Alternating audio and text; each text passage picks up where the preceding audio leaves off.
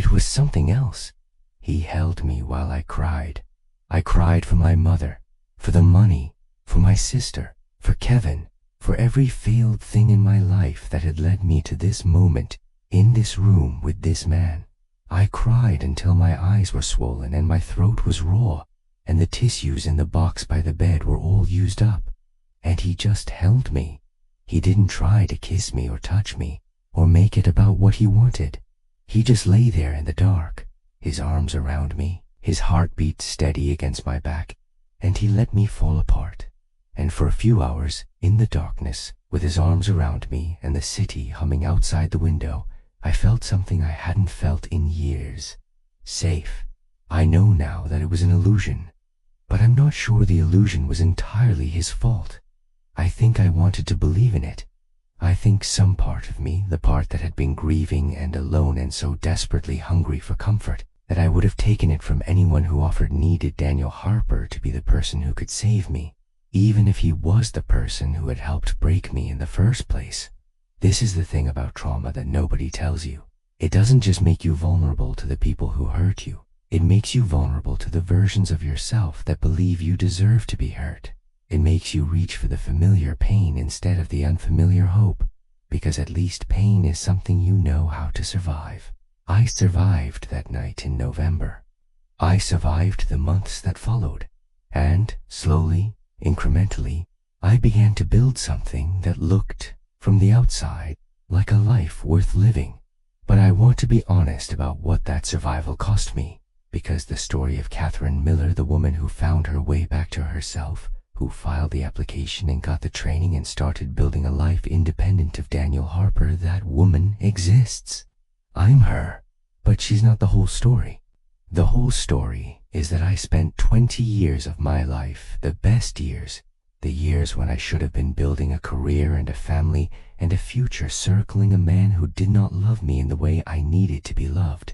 And I did it not because I was stupid or weak or masochistic, but because I had been so thoroughly convinced, starting at age 22 in a ballroom in Riverside, that Daniel Harper was the measure of all things, that his attention was the highest honor, that his desire was the only proof that I mattered. It took me 20 years to understand that this was not love. It was the architecture of my own imprisonment, built one text message and one hotel room and one lie at a time. And it took me another 5 years after that to start tearing it down. It was an illusion, of course, a temporary reprieve from a reality that would reassert itself the moment I walked out of that room.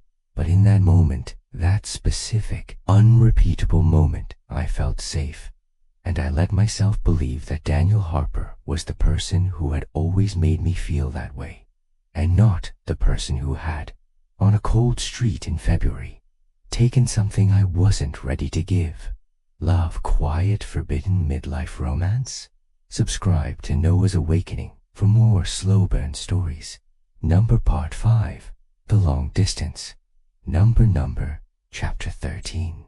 What followed was the strangest kind of relationship I've ever had, or perhaps the most honest kind. Daniel and I saw each other 4 or 5 times a year, always in Riverside, always in a hotel, always with the understanding that what happened between us was separate from the rest of our lives. He had his career, I had mine. We didn't talk on the phone between visits. We texted, sometimes, in the way that old lovers text, casually intimate, deliberately shallow, as though if we kept the conversation light enough, it wouldn't expose how deep the water was. He supported my divorce. Not actively, he didn't call my lawyer or show up at court, but in the way that mattered most. He never once suggested I was wrong to leave Kevin. When I told him about the investment loss and my mother's death, he listened without judgment. When I cried, he let me. When I was silent, he sat in the silence with me. I began, in the safety of those hotel rooms, to reconstruct a version of Daniel in my mind. A Daniel who was tender when it mattered. A Daniel who had made a mistake in that bar in February and regretted it, even if he'd never said so in so many words. A Daniel who kept coming back because he loved me in whatever broken, insufficient way he was capable of loving. It was a useful fiction. I needed it to be true. Number, Chapter 14. The problem with useful fictions is that they collapse when the evidence becomes too overwhelming to ignore. My evidence arrived in the form of a man named Marcus Chen. Marcus Chen worked in the regional office of the Department of Housing and Urban Development, a parallel agency to the one I worked for, the kind of bureaucratic neighbor that shares hallways and interagency committees and the occasional holiday party. He was 49, handsome in the way that men in government sometimes are when they've been married for 20 years to the same woman and have developed a particular ease in their own skin. He ran the urban planning division. He played on the agency softball team. He had a way of laughing at his own jokes that made you laugh too, not because they were funny, but because the laughter itself was an invitation. I was 49 when I first noticed Marcus Chen. He was standing at the refreshment table at an interagency meeting, the kind of quarterly event where people from related agencies gather to discuss shared challenges and drink mediocre coffee, and he was holding a paper cup of coffee and talking to someone about a zoning variance, and I remember thinking, oh, so this is what it feels like to want someone who might actually want you back. He noticed me too.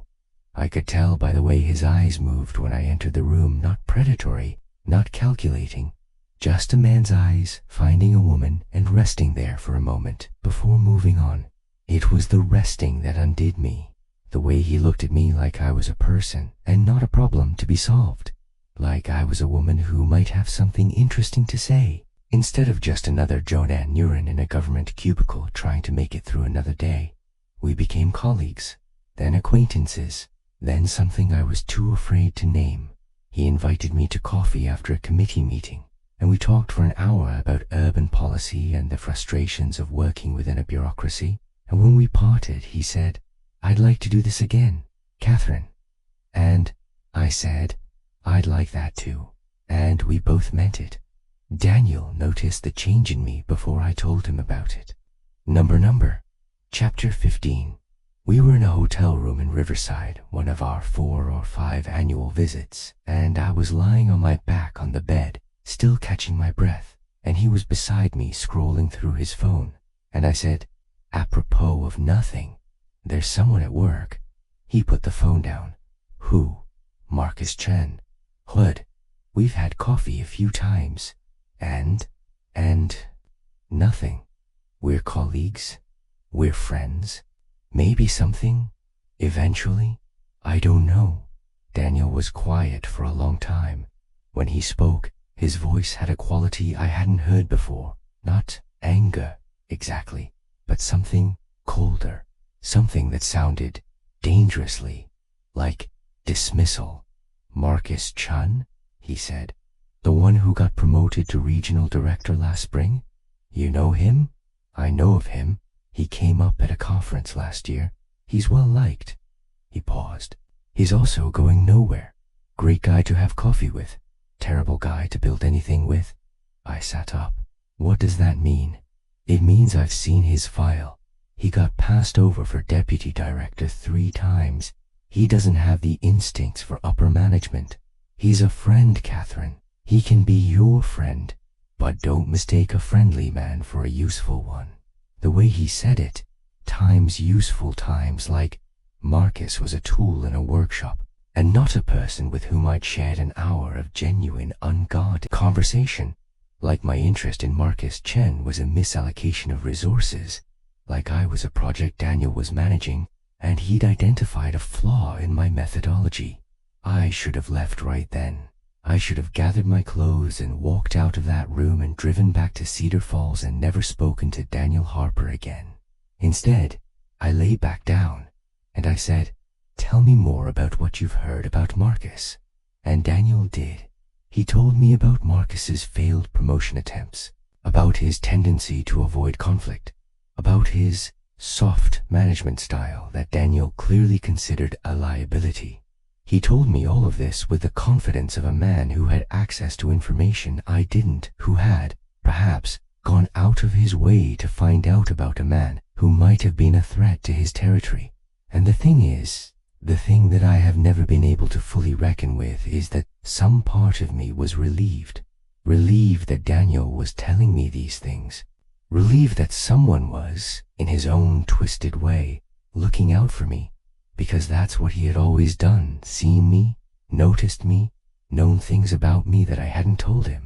And even though the knowing had become a form of control, it had also become, in some horrible way, a form of care. I was addicted to being seen by Daniel Harper, even when what he saw was not me at all, but a version of me that he had constructed to serve his own needs. Love quiet, forbidden midlife romance? Subscribe to Noah's Awakening for more slow burn stories. Part 6. The Promotion. Chapter 16. The opportunity arrived in April of 2021. A supervisory position at my agency, grade 13. The kind of promotion that comes along once every 5 years if you're lucky, and the stars align and someone on the review board owes you a favor. The posting had gone up on a Monday morning, and by Monday afternoon I had already drafted my application. I had the experience.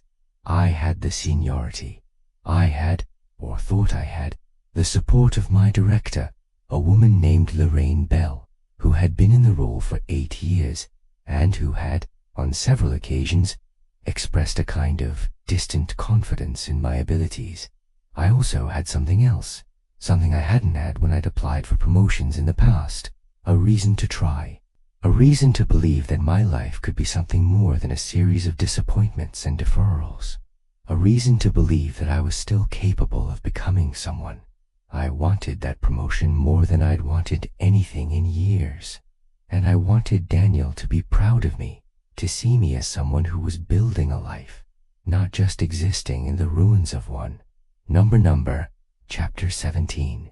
I went to him with, not because I needed his permission, I'd like to believe I was past that, but because some part of me still, after all these years, wanted his approval, wanted to show him that I was not just a woman in the hotel room, that I was also, in the daylight, in the world outside our secret arrangement, a person of substance and ambition. We were in a hotel room in Riverside, one of our regular visits, the kind of visit that had become so routine it almost felt like a relationship, if you were willing to call what we had a relationship. He was lying on the bed in a white shirt and slacks, and I was sitting in the chair by the window, and I told him about the promotion, the posting, the timeline, the competition. He listened. He asked a few questions about the other candidates, about the review board, about what Lorraine Bell had said, and then he leaned back against the headboard of the hotel bed and said, "Don't apply for it." I stared at him. Why not? It's a poison chalice. The director's leaving at the end of the year, you know that. Whoever takes that supervisory position will be managing a transition period. Budget cuts are coming.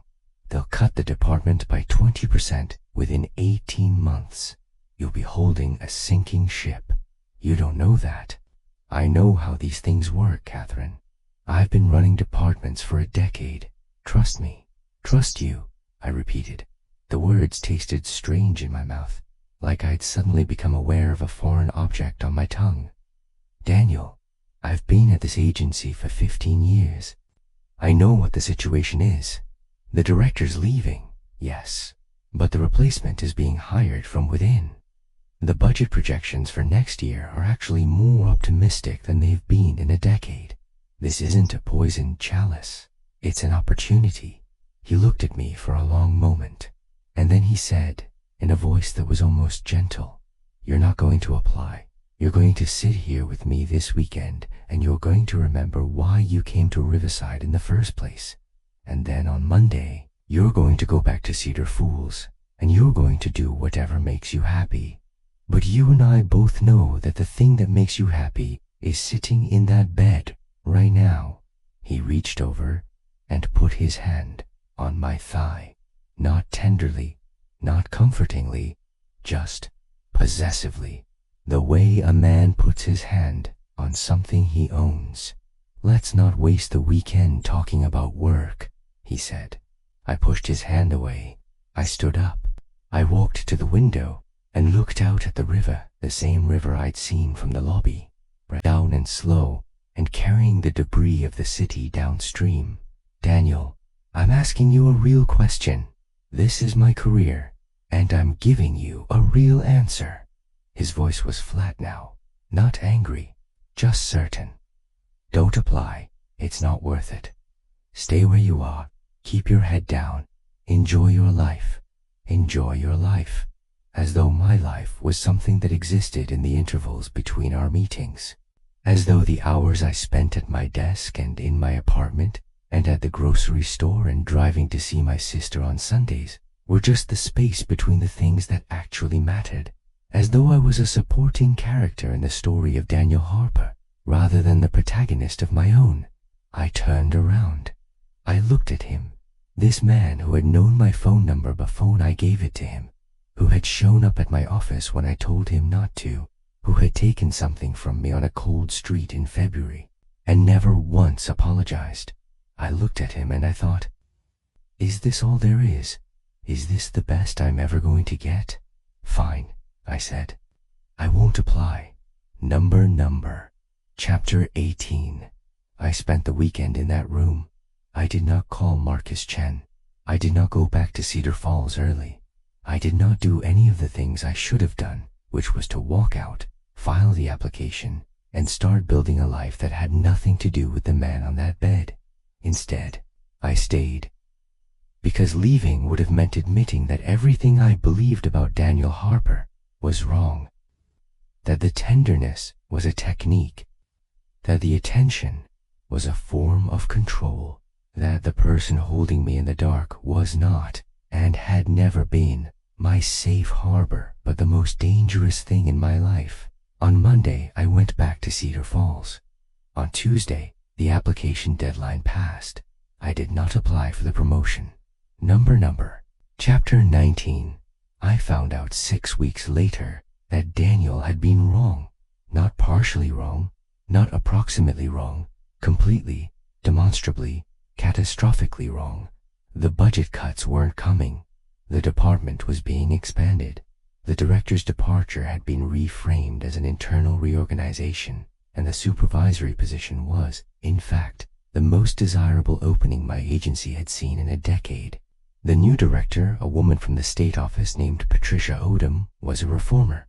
She was bringing in new blood. She wanted people who were hungry, people who were ambitious, people who had something to prove. A woman named Patricia Odom, 34, 5 years younger than me, with half my tenure and twice my ambition, applied and got it. Patricia Odom, who had been with the agency for only 7 years. Patricia Odom, who had not lived through the 2008 recession, or the pandemic, or the death of a parent, or the implosion of a family business. Patricia Odom, who looked at the agency and saw possibility instead of the long, slow decline I had come to accept as normal. When I told Daniel about this, we were in Riverside, as usual. At our usual hotel, he listened to the whole story without expression. And then he said, "She's not going to last. Give it a year." He said it like a verdict, like Patricia Odom was a problem to be waited out rather than a person who had gotten something I wanted and deserved, like the universe had made a clerical error and would soon correct it. I looked at him. I looked at this man who had told me not to apply for a promotion that would have changed my life, who had been wrong in every particular, who had cost me something I could not get back. "Daniel," I said, "you told me not to apply. I told you what I believed. You were wrong." He was quiet for a moment. And then he said, "I'm not wrong about what's best for you." The audacity of it. The sheer, breathtaking audacity of a man telling me what was best for me after he'd just been proven completely wrong about the most important career decision of my life. I didn't say anything. I didn't argue. I didn't push back. I just lay there in that bed, in that room, in that city, and I felt something shift, not dramatically, not all at once, but slowly, like a tectonic plate moving an inch at a time until the whole landscape changes. I was 50 years old. I had just lost a promotion because I had listened to a man who had never once had my interests at heart. And the worst part, the part that kept me awake that night and for many nights after, was not that I'd made a mistake. The worst part was that I knew, even then, even as I lay there in the dark listening to Daniel breathe, that I was not yet ready to leave. Love, quiet, forbidden midlife romance. Subscribe to Noah's Awakening for more slow burn stories. Part 7, The Reckoning. Chapter 20. I read an article recently, one of those essays that circulates on the internet, shared by women who are roughly my age and have roughly my history. The kind of piece that feels like it was written specifically for you, even though you know it wasn't.